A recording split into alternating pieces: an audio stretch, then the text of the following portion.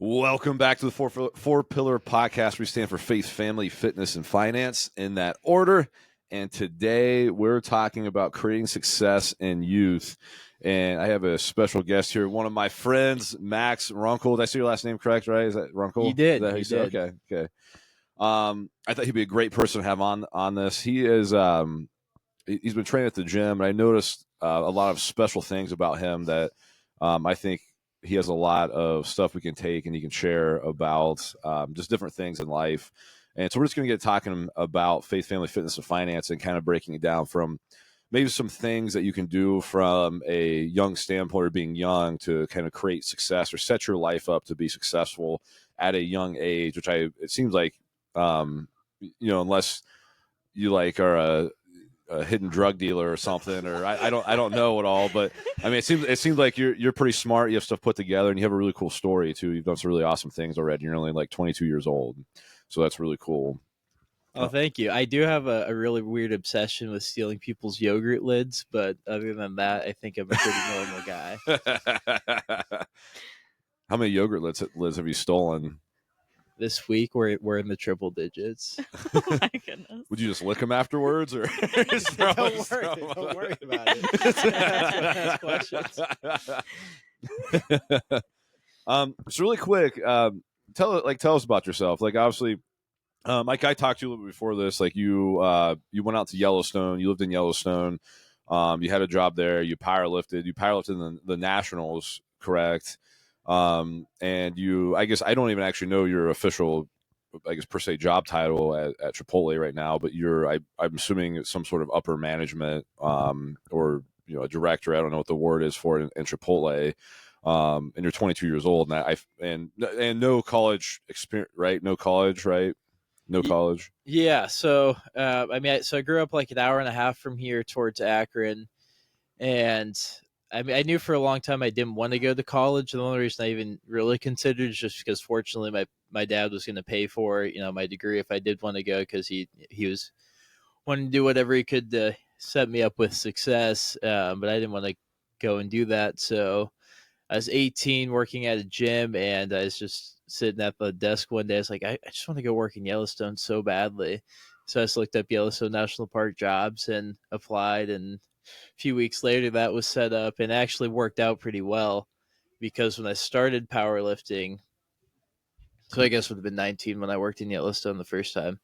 Because when I started powerlifting, my big goal is to win nationals in 2021. And that was in June of 2021. So I went to Denver, competed in nationals, and then like 9 days later, after me and one of my friends from high school flew out from Hawaii to watch nationals and coach me during it, we drove around California and Southwest and the Grand Canyon, and then I went and worked in Yellowstone. Was there for about a year, did some more traveling after, and then came back to Ohio, and that's where I ran into a few people who are working in Chipotle, and started at like the crew level.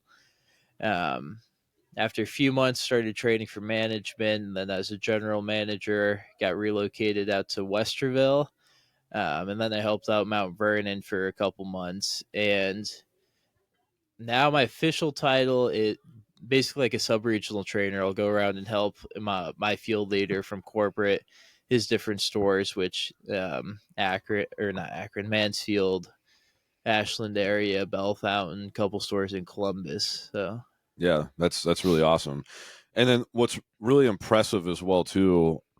So you hear the thing of follow your dreams or whatever. Like, I mean, what advice would you have to someone else that obviously, right, you said you're 18 years old and you're you don't really want to go to college or whatever, and you're just kind of essentially screw it, right? Like, I want to go work in Yellowstone, and you did it. And that's impressive, right? Because you hear of a lot of young people, or people, and I mean, not even young people, it's everybody that's I really wish I could go do XYZ or go visit here, have a job doing this, and they never do it. Yeah, for sure. So I mean, there's about 1 billion cliche lines and motivational speeches that just kind of echo through my head. And I just I heard those, and I saw a all that my parents did for me and my siblings to make sure that we were successful. But they didn't do that by just handing us anything, and by, although they did help us out financially, an extremely fortunate amount. My dad, like he made sure we were successful by working harder than anybody I've ever met, and like being wildly disappointed if he saw us not working hard, if he saw us being lazy. And my mom just, every day like making us believe, like me and my siblings believe, that we could do whatever we wanted to. And throughout high school, I remember I was working through nationals, and at the time, first couple of years, I actually wanted to be an Olympic national champion in the 400-meter dash. Um, so throughout school, I'd have an AirPod in, or like an earbud, and I'd like hide it in my sleeve, and I'd have these YouTube videos of motivational speeches from like Eric Thomas or Arnold Schwarzenegger, all these people, just like 8 hours a day, just listening to them and like their story, and like getting pumped up. And like all I could think about was like winning nationals, going out to Yellowstone, and like making this life, all that it could be.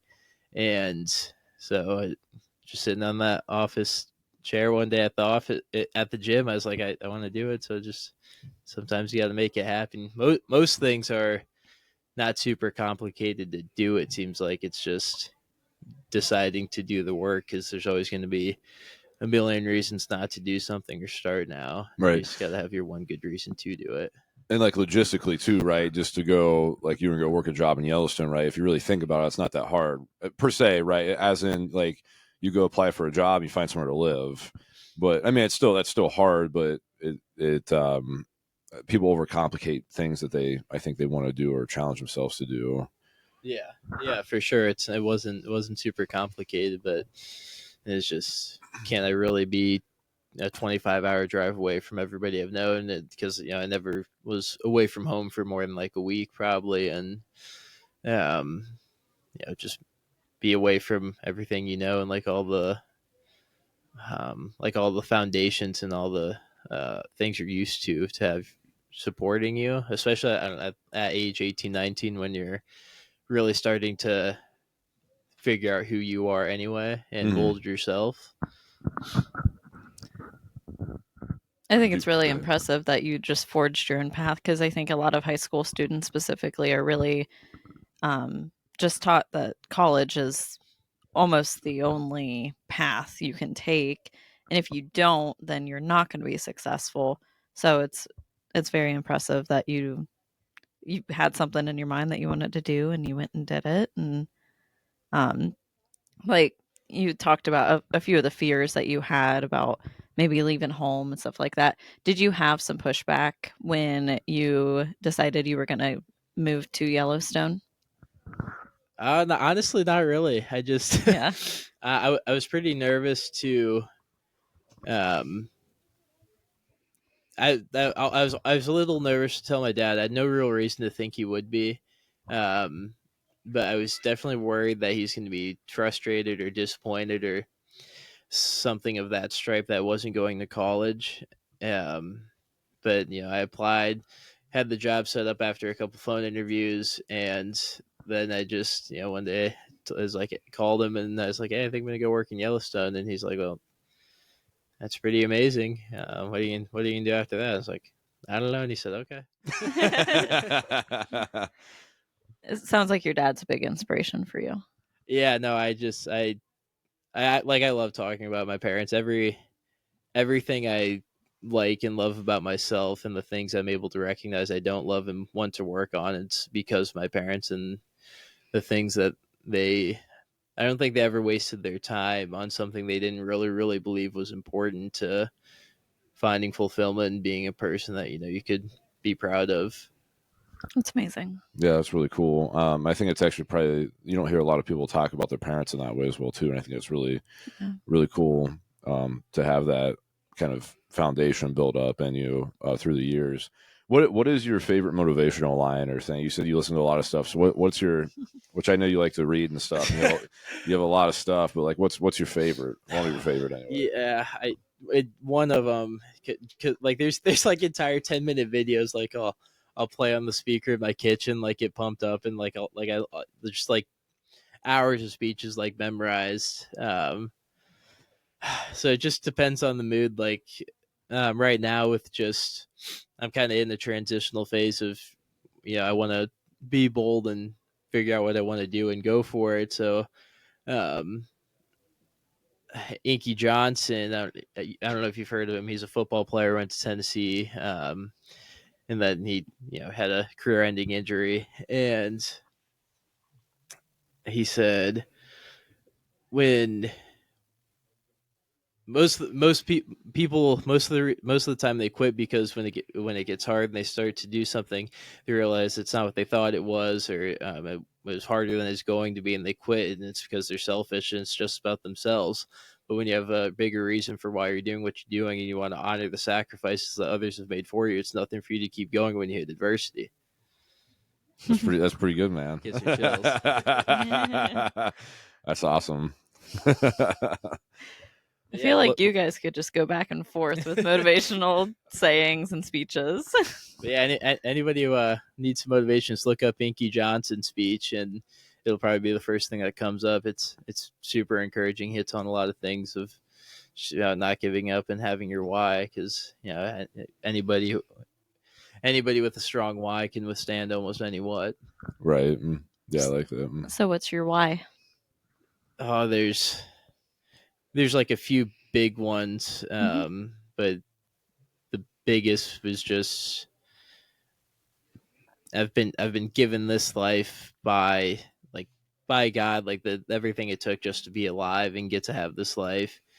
And then more specifically to me, just I was given, like, I don't know, I just think I've been given so much more that it'd be like disrespectful to everybody else who's been given so much less and had so much more tragedy and trials and tribulations to not help other people and to be passionate and make everybody I come across feel seen and known. And just I think it'd just be disrespectful, I think, to walk around sick, broken, defeated. Yeah, absolutely. So how has faith shaped your life, and why is it important to you? Yeah, so I actually never considered religion or faith or anything until I was 18, 19, maybe 17, but not seriously until 18, 19. And sorry, I don't mean to interrupt you, but your parents, do they have a faith background as well too? Or no, okay. Like when they're like small children, I think they're going to church.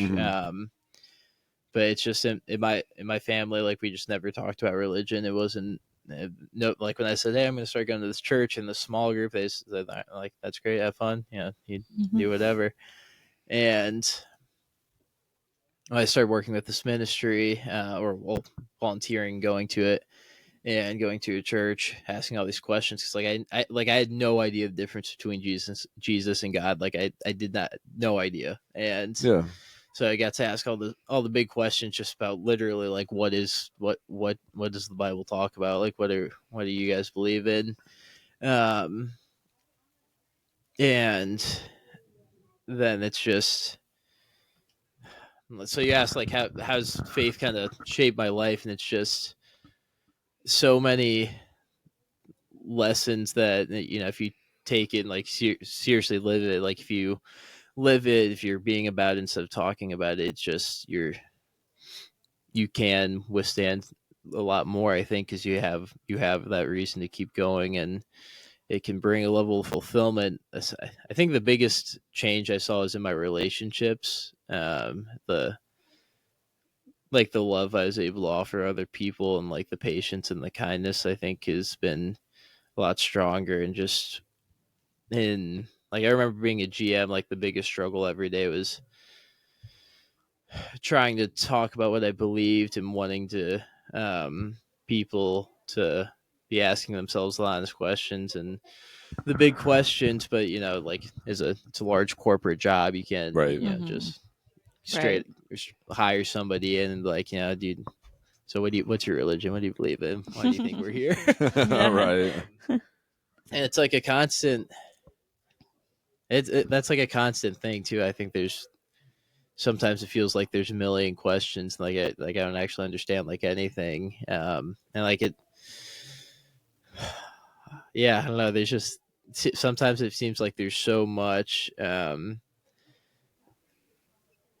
So much we don't understand. It's like, do I even know what I believe? Like I haven't read the entire Old Testament. I don't know all these books. I don't understand everything that's happening in the New Testament. I didn't understand why Jesus said, if somebody hits you on the face, like turn and give them the other cheek. And then it's just in spending time with the Word, and alone reading the Word, like really studying it. Um, like you could feel it transform you, especially if you were really like when you acted out. Like I can that teaching will always just be crazy to me, because like it'd be like, imagine you go up and hit somebody in the face, and like instead of crying or complaining or like running away or them getting overwhelmed with anger, they just like look at you and they're like, all right here, like go again. Right. And I don't know, it's just it is your reason to, you know, believe you're,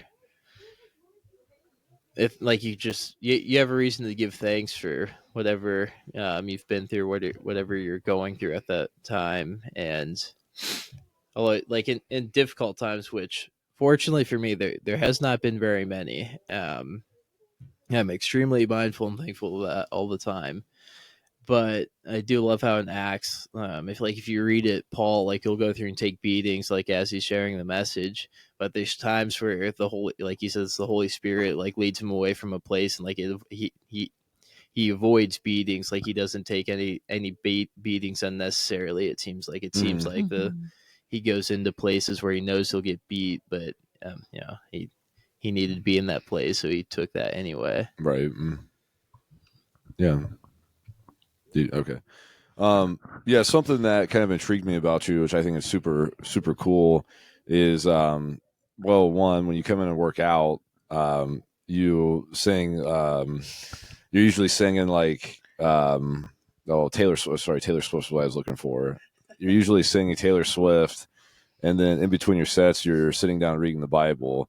And that's a pretty interesting combination. So I was immediately attracted to your interestingness. There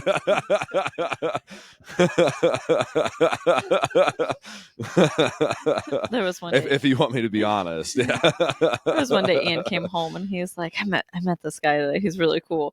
And like the next day I came into the gym and you're over there singing, working out, and I was like, who's this guy? And Ian goes, that's Max. Okay, that makes sense.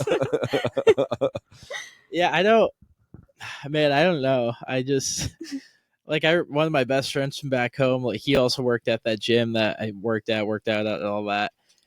And he's like, we used to all be so scared of you. And I was like, why? And I was like, I feel like I just kind of like sing and dance around, and yeah, I feel like I'd be like the least scary person at the gym. He's like, no, that's the thing. Like you didn't know anybody here, and like you're just walking around with a big smile on your face, singing, and like quads bigger than my head. Like you're terrifying. But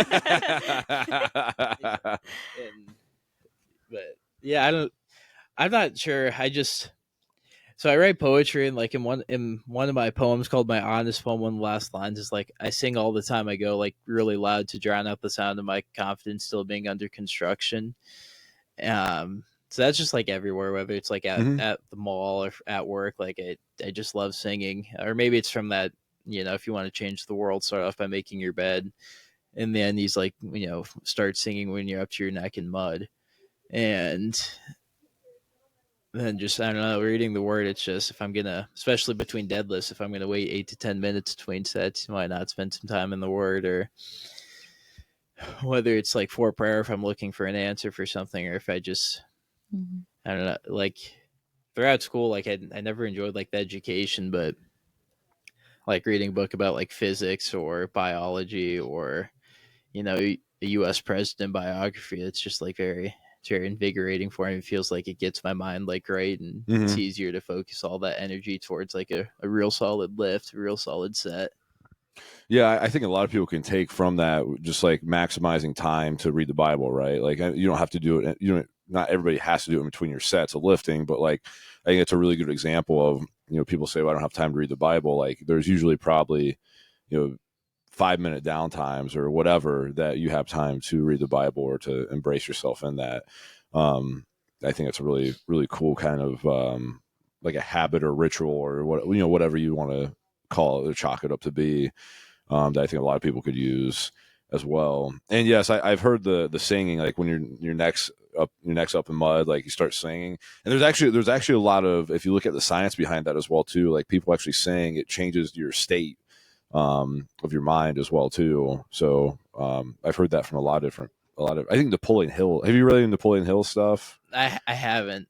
He has really good stuff, but he even talks about I forget his like line or something, but it's like when you're sad or something, or there's usually no sad man singing or something like that, is like what he said, something along those lines. Don't quote me on that, but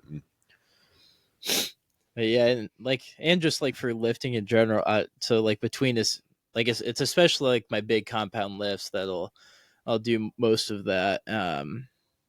Like it's just I think it seems like a lot of people are like wasting energy by getting super psyched up and like trying to fire themselves up for a lift.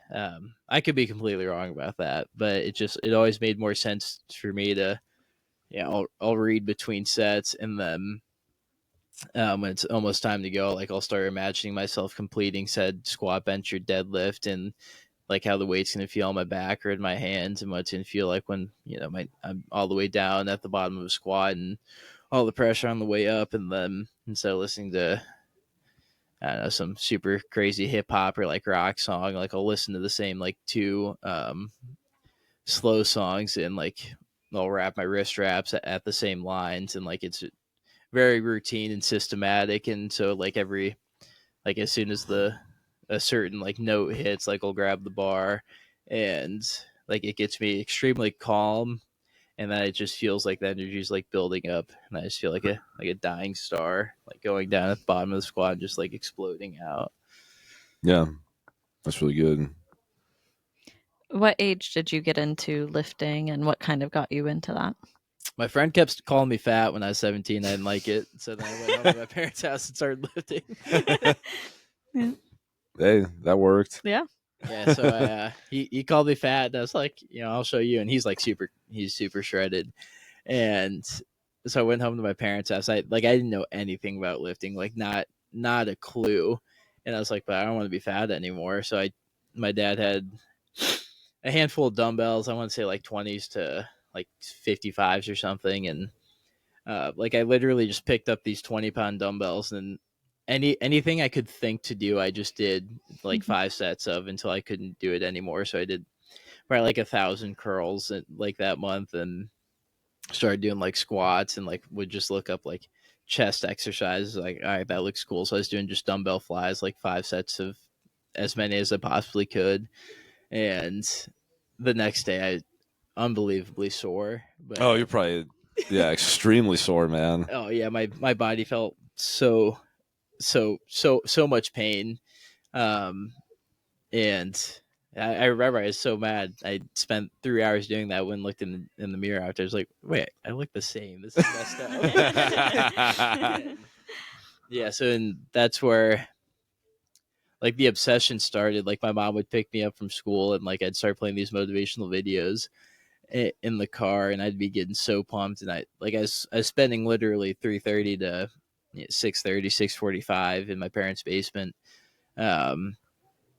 just doing sets to failure until like my muscles literally were like cramping up and I couldn't move them. And I'd just go lay I'd swim through my parents' pond and then go lay on the grass and take a nap. And I was doing that for like 6 months. And again, fortunately for my parents, I had really good genetics, so the growth came really, really fast. And then I started hearing like, oh, there's an actual like strategy to this, and there's like a right-ish way to do it and a better way to do it. And then I learned what pre-workout was, and my life was changed forever for the good. Did your parents exercise and stuff, or to like work out? Yeah, so my dad, like like my dad literally was Superman to me. Like the first time I was old enough to recognize one of his flaws, I was like, oh my gosh, that's crazy. My dad's not perfect. And he's like 6'4", and like I don't know how big he actually was, but in my mind he was literally like Arnold Schwarzenegger. And until he got cancer, like he really was like a freaking mountain. And I was like, I want, if I'm half as strong as that, one day I'll be so happy. But then like a year later, as you know, benching 315 for reps that I'd never seen him do. That's really cool. And then my mom, she'll go to the local YMCA and do her kettlebell classes and some 45-minute hit routines and all that good stuff. Yeah. So, but they basically always exercised when you were growing up, though, for the most part. Yeah, for sure. Yeah, that's really cool. Yeah, my dad will like it for years. Like, I mean, this is like why one of the reasons I respect my dad so much is he owns his own business, and I can't remember if you told me that. What business does he do? It's out in, well, he works out of Brunswick, which is towards Cleveland, and it's Nuts and Bolts Incorporated, and basically, they distribute all kinds of materials for basically the infrastructure of buildings that helps them last longer. Like after specific damages, they can repair them, and basically help them stay strong for longer. But he owned that, and so like his daily routine was waking up, going to work, come home, hang out with my mom, work out in the base, like go to his gym, and then go back to work, and then come home, do yard work. And he got so much done. But in 2019, he went to work 363 days. The only day he didn't go was the 4th of July, and through all that, working every day except for that one day. And on Sundays too, like, yeah. Oh man, okay. And throughout all that, he was still home for dinner every night. And like he never missed my soccer games or my sister's track meets. And literally the only time he missed a game was if my sister had a college game in like Kentucky and I had a game in Ohio. And then my dad would drive out and watch my sister. And my mom would watch whatever, our local game. And so I just always thought it was super cool that he could. I've heard people talk about parents being absent because like they're always working, and like I knew my dad was working and I saw the effects of it, but it never ever felt like he wasn't there. That's really cool. Yeah. What are some like things that you learned from your dad or whatever specifically that translated to like professional life, or is there anything specific that stands out?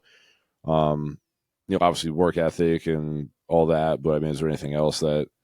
Yeah, I mean, like an insane work ethic and like the contrast from mom and my dad.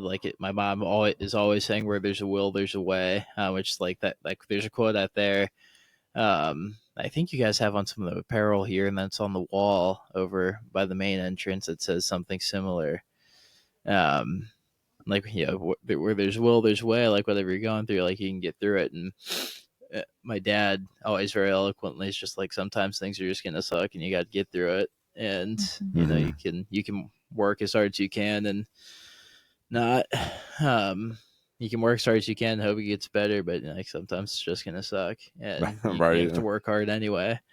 But I mean in business, like there's not a bunch of like specific lessons. I just picked up like he never sends a text. Like if he wants to talk to somebody, he's like, he'd rather do it in person, but he's always gonna call, and like everybody he works with, he makes time to call and like just see how they're doing personally, mentally, emotionally, and just see what's going on and get to know them and really connect with them. And I think that's been the biggest thing. Like I hate confrontation. My least favorite thing about being a GM was having to tell people when they were not doing well and like what they were doing wasn't acceptable. But yeah. What's the strategy you use to go about doing that? So, I mean, there's different strategies or ways you can go about it. Try to say it, somewhat nicely to them. Sometimes bluntness is needed, but I'm just curious. Yeah, I mean, it's just you got to get to know the person, because as soon as somebody thinks you don't care about them, whether they have a good reason to think that or not, but as soon as they think that in their mind, like it doesn't matter. Like they're not going to listen to you. Right. There's not going to be any actual change made. So it's gonna depend on the person, the situation, etc. But you have to. My boss, again, super fortunate to have the boss that I do. I respect him more than like most people I know. He's great. His big thing is just carry yourself in such a way so that you're beyond reproach, and that if you like anything you ever need to coach somebody on, nobody can ever say, "Oh, like you don't do this though," or like sometimes you'll skip that. Like you just live your personal and professional life as though like somebody could follow you with a GoPro, and like they're not going to catch you, hiding Like, something. Yeah. And so it starts with that. Just you never seeing Ian cut a corner, because like if Ian's going to cut a corner, why would your coaches run a class the way they're supposed to? And then the carry yourself that way. Never walk by, and if anything can be fixed in 2 minutes or less, then fix it right then. Like talk about it then. And then for the bigger things, obviously, it's just doing whatever you can to make sure they aren't going to go into it feeling like they're on the defensive, because like you want to be on the same team, you want to be working on a common goal. And as soon as they feel attacked, or and like it's anybody, as soon as like times I felt attacked, it felt like somebody as the boss of it felt like they were coming at me like as a 21-year-old kid when I was a GM at first. There's plenty of times where my emotions could get ahead of me, and like my initial reaction was to like metaphorically get the hands up and fight and be like, Right. call them out back. And so it's just really showing them that you care and that you are on the same team, and you're not coming at them. You're going towards something together. You're not going after them. You're going towards something else together. And so sometimes it's just like I saw you do this way. Why'd you do it that way? Is it skill or will? Like, did you know you're supposed to do this? Oh, and you just chose not to? Is it a will problem, or did you not know? Did I never tell you how to do this? Right. And because then as soon as they know, then you can hold them accountable. That's really good. I like that. Yeah, I like that. I've never heard the skill or will. Yeah, that's another. My boss, he says that pretty. He's like, he'll never ever, like when he's talking to all of his GMs, his trainers, all that. It's always like it's just do your service managers, do they not know how to do that? Have you not taught them, or are they not willing to? Because if they're not willing, then we need a new service leader. You need to help them. You need to develop them. Like like a lot of business is just like developing people and like building a culture of people who are being cultivated. Right. Yeah, absolutely. Next thing I want to get into, I want to talk a little bit about family. Something else that was interesting to me when I was talking to you off and on. Now, you said you went through a breakup, right? Sure did. Do you care? Do you care if I talk about it for a second? No, that's fine. Okay. No, because I think there's some like real positive things that can come out of that, like how you handled it. Something I noticed is that I don't think a lot of people do this, right? You said so, like, I mean, before you like had the breakup or whatever, you mentioned something along the lines of morals or certain things aren't aligned with our visions, or our morals or whatever aren't really aligned together, it seems like. And so it's not like a good fit, right? So it's maybe a good idea for like to move on or whatever, essentially kind of how you worded it to me as how it sounded. I think that's really huge because you have, I mean, I assume you probably have your kind of moral compass, or like what your expectations are, your non-negotiable, whatever the kind of words you want to use to how your moral compass is set up. And that's what's kind of guiding your life. And being able to acknowledge that in like a relationship, because sometimes, right, that's really hard to do when you realize that, no, like, especially the relationship, try to find someone that you want to, marry, obviously, or whatever. like, right, that's important to have that figured out and hold the other person accountable to like what you should and shouldn't be doing, kind of thing. And just the fact that you can acknowledge that and basically, I think, move forward, or that's what you're expecting out of your relationship. I mean, I think that's pretty impressive. And I think really important for people to do as well too, so you don't end up in a bad relationship or bad things happening, or whatever the circumstance might be. Yeah, for sure. Well, it's just that like you can you can find 100 people like you are like you have a good time with, and like you can go and get dinner and it's enjoyable, Right. or you can you like the same movies so it's convenient, or there's plenty of people who are compatible with you, and I think most of love becomes a choice. So like you're gonna have to choose to love somebody.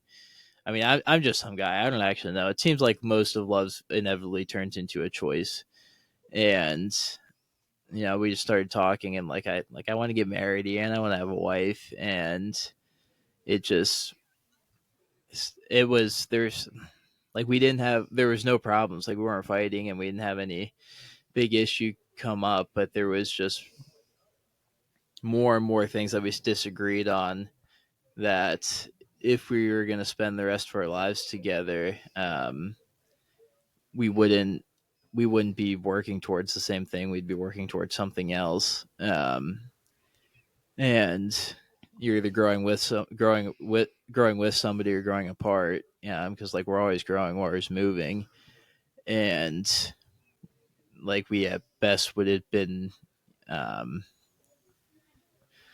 like growth stunted, immature oak trees together, as opposed to like one big, strong, barky oak tree. And so it just That's a beautiful analogy. A lot of hard conversations Yeah. that I don't know, it's just putting like it shouldn't be it shouldn't be like it. Not everybody needs to be like David Goggins, like have emotions, like your emotions don't matter. Right. It's important to be emotional. I'm more emotional than most people I like know, but just when we ask ourselves not just like how good it feels when we're together, like how nice it feels to see each other after a long day and give each other a hug. Like sure, that felt great, but like if your morals aren't aligned, they're not going to understand why you need to wake up at 4 a.m. and go do this, as opposed to like had we stayed together and got married one day, is that person going to understand why you need to wake up at 4 a.m. and go to the gym so that you have time to read before you go to work, and so I can just like, oh, like why don't you just like stay in bed with me, and like you can go to the gym after, or like you can skip the gym, or you can get in the word and not go to the gym, or I don't know. It's just you gotta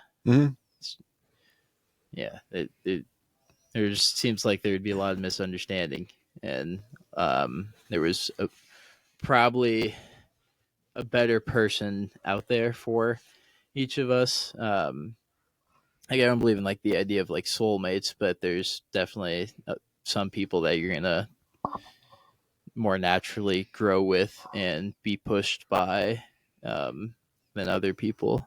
I love that you brought up because especially when you're married, love does become a choice because the butterflies fade and you really see their imperfections.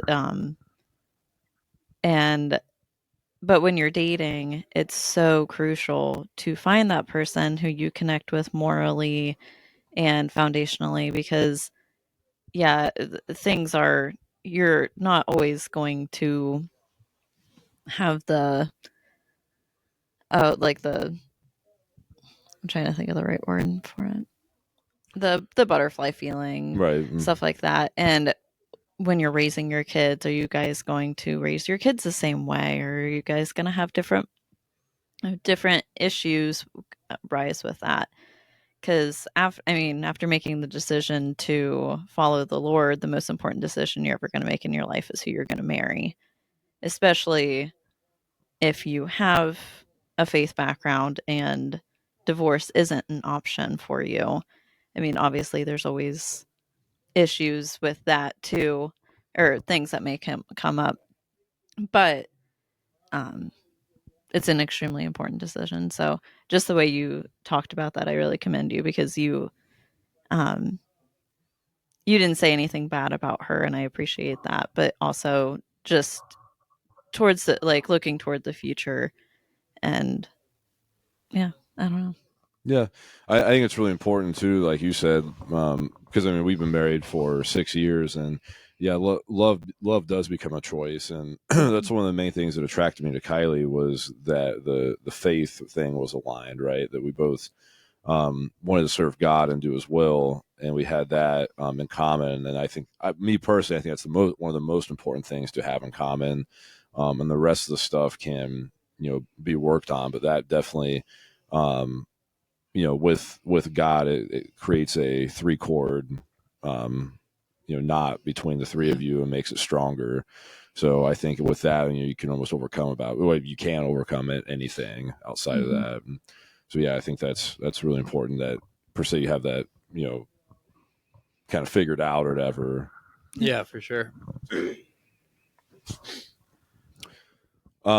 So I know we're running out of time here. Last thing I want to ask you is finance. Like, what kind of, obviously, you don't, whatever you want to share Don't about. pay taxes. Don't pay taxes. Save your money. That's probably Ian's too. Yeah, well, I haven't went to prison yet, so. Okay. But no, but what's something like financial you learned? It could be for personal finance, like just anything you'd like to share that you feel is most beneficial. Yeah, and it's just one book I have read is The Psychology of Money, and just like our reactions to spending and why we want to spend, and like the things we. What was that book called? The Psychology of Money. Okay. By Morgan Housel, like House and then L-Y-L-E, and it's like the biggest thing for me was when I got I became a general manager in Westerville. I was making more money than I ever had before, and the most natural thing is going to be I'm making, especially at when you're 21. I didn't have a wife and I didn't have like a house. I had an apartment that they split with my brother, but as I made more money, I was going to want my standard of living to go up. I was going to want to buy more books that I wanted. I was going to want to get more clothes that I wanted, go out to nice restaurants more frequently, and I suffered from that. Like the first several months, like I was spending money faster than I made it, and so like one day I woke up and I was like, oh man, why do I owe this much money on my credit card this month? And so I was like, oh, it's because I spent all this that I wouldn't have before I made that money. I'd bought books that I wasn't gonna have time to read for months, and so then once I got because I was driving a car that my dad got me like years ago, but once I was paying rent, then I finally bought my own car, and I had all these new expenses piling up that I hadn't had before. You just had to take control of it, because it's just like anything, like we talked about earlier. If you want to do something, you just have to do it. So it really was just like, all right, like how much money do I know I'm going to have to spend each month for rent, car payment, etc. Which my dad taught me, if you can pay, even if you only pay $15 more on your car payment a month, like you should do, like anything you can, you should for sure. And then it's just seeing whatever the extra is, putting have X amount go into. So if your paycheck's $100, let's say, have 20 go into your savings account, like you'll never see it, like just don't touch it. 70 is going to go into whatever other account, and then 10 can be your $10 to buy those delicious protein energy ball things in that fridge out there. That's good. But yeah, so just take control and like just really see how much you're making and what like how much more you spend. Like if you go from a job change, like if you get more money, like pay attention because like you won't realize it, but you're gonna start naturally wanting to spend more that you wouldn't have even thought of actually spending before. And then like the opposite can be true if you ever step down or switch jobs. You'll realize how much like, oh, why was I buying all this stupid stuff? Yeah. Yeah. So I like it. Yeah. They're just like anything you want to do, like if you're not doing anything about it, it's not going to happen, obviously. So Right. just keep it simple, stupid. Save my life. Yeah, baby. Do you have any final thoughts or anything else you'd like to share?